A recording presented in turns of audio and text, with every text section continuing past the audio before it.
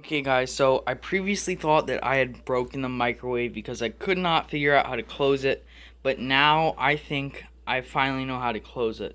So let me give you the sequel to my video, how to open a microwave. So as you already know, just look for the defining square box on your counter. It should be relatively big, larger than a stove, or not larger than a stove, significantly smaller than a stove, but still significantly bigger than any box you'll find on a counter.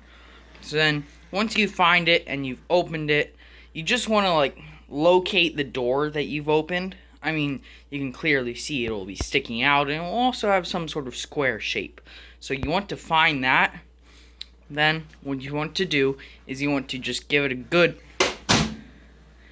And there you go. You've closed your microwave. Thank God I did not break it. This took me a couple weeks to figure out. But yeah, I would not recommend doing this unless you are a professional, because I almost broke my microwave trying to figure out how to use it.